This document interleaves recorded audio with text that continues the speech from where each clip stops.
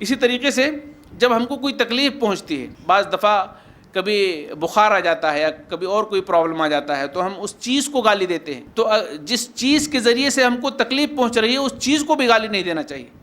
اللہ کے نبی صلی اللہ علیہ وسلم نے ایک حدیث کے اندر بخار کا ذکر کیا ہے کہ اگر کسی شخص کو بخار آ جائے تو بخار کو بھی گالی نہیں دینا چاہیے۔ بہت سارے لوگ انجانے طور پر گالی دے دیتے ہیں۔ ام سائب یا ام مسیب کے حوالے سے آتا ہے کہ اللہ کے نبی صلی اللہ علیہ وسلم ان کے پاس آئے تو ان کو بخار تھا۔ اللہ کے نبی نے پوچھا کہ ما لک یا ام سائب، اے ام سائب کیا ہو گیا آپ کو، کیوں آپ کانپ رہی ہو؟ تو کہنے لگی الحمہ لا بارک اللہ فیک، یعنی کوئی بہت بڑی گالی نہیں ہے۔ آپ دیکھیں اس کا ترجمہ، الحمہ بخار نے مجھے آ پکڑ لیا ہے، اللہ اس میں برکت نہ دے، ایک طرح سے بددعائیہ کلمہ ہے، اللہ اس میں برکت نہ دے۔ تو اللہ کے نبی صلی اللہ علیہ وسلم نے کیا کہا، لا تسب الحمہ فإنها تذهب خطایا بنی آدم کما یذهب الکیر خبث الحدید، بخار کو گالیاں مت دیا کرو کیونکہ بلا شبہ یہ انسان کی خطاؤں کو اس طرح دور کر دیتا ہے جیسے بھٹی لوہے کے زنگ کو دور کر دیتی ہے۔ تو بخار وغیرہ آئے تو بہرحال مومن کو صبر کرنا چاہیے، شکر منانا چاہیے، کیونکہ اس سے ہمارے گناہ جھڑتے ہیں۔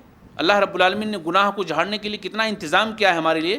اگر آپ کو کانٹا بھی چبھتا ہے تو بھی اللہ رب العالمین آپ کو اجر دیتا ہے اگر آپ صبر کرتے ہیں تو۔ اگر آپ کو کچھ بھی تکلیف پہنچتی ہے اور اگر آپ صبر کر لے جاتے ہیں تو اللہ اس پر آپ کو اجر دیتا ہے، آپ کی خطاؤں کو مٹا دیتا ہے۔ ام سائب یا ام مسیب سے اللہ کے نبی صلی اللہ علیہ وسلم نے یہی تو کہا کہ بخار کو گالیاں مت دو، اس لیے کہ بنی آدم کی خطاؤں کو اس طرح سے دور کرتا ہے جیسے بھٹی لوہے کی زنگ کو دور کر دیتی ہے۔ لیکن اس کا مطلب یہ نہیں ہے کہ آپ دوا مت کرو، آپ دوا کرو، اگر کوئی دقت ہے، جسمانی بیماری ہے تو اس کو دوا کرنا چاہیے، لیکن برا نہیں کہنا چاہیے، کیونکہ دوا کرنے کے حوالے سے اللہ کے نبی صلی اللہ علیہ وسلم نے خود نصیحت کی ہے۔ آپ علیہ الصلوۃ والسلام فرماتے ہیں تداؤ فإن اللہ تعالی لم یزا داء الا وضع له دواء غیر داء واحد الحرم، آپ نے فرمایا کہ دوا کیا کرو، بلا شبہ اللہ نے کوئی بیماری پیدا نہیں کی مگر اس کی دوا بھی پیدا کی ہے، سوائے ایک بیماری کے، اور وہ بڑھاپا ہے جس کا کوئی علاج نہیں ہے، جس کی کوئی دوا نہیں ہے۔ تو دوا کرنا تو اللہ کے نبی صلی اللہ علیہ وسلم نے خود اس حوالے سے بیان کیا ہے۔